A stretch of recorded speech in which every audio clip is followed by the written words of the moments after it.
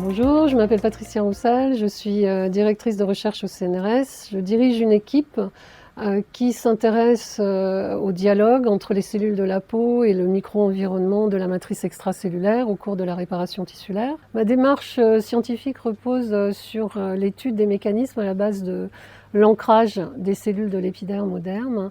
Et je me suis intéressée à la structure en fait, qui permet cet ancrage qui s'appelle la jonction dermo-épidermique, qui est une matrice qui fait le lien entre le derme et l'épiderme.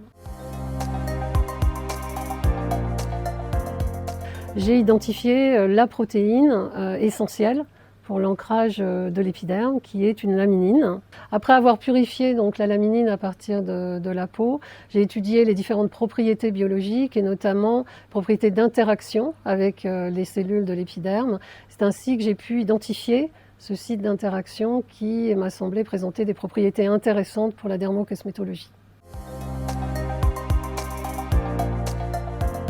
Bien, la laminine 5 est la protéine qui littéralement permet l'attachement de l'épiderme. Si elle est absente, l'épiderme se détache. Donc, c'est la raison pour laquelle nous avons décidé de la caractériser, d'étudier ses fonctions biologiques. Dans la réparation cutanée, la laminine 5 joue un rôle primordial parce que les cellules, lorsqu'elles entament leur processus de réparation-régénération, vont produire cette protéine, adhérer dessus pour pouvoir effectuer leur processus donc, de réparation.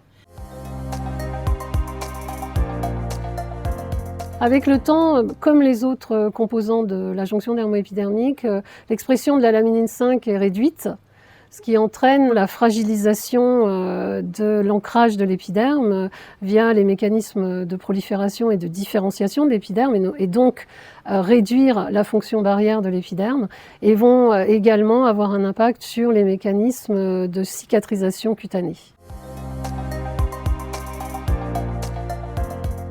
Le fragment gamma 2 a présenté la particularité de pouvoir être reproduit de manière synthétique, ce qui n'est pas le cas des autres domaines de la laminine, donc qui nécessite un repliement très particulier. Après avoir isolé ce fragment et caractérisé ses propriétés biologiques, on s'est rendu compte que le reproduire sous la forme d'un fragment d'un peptide synthétique permettait de reproduire à l'identique son activité biologique. À partir du moment où on a pu démontrer cette propriété de biomimétisme, c'est-à-dire de reproduire l'activité biologique grâce à un peptide synthétique, il était possible, il devenait envisageable d'introduire ce fragment dans un produit cosmétique.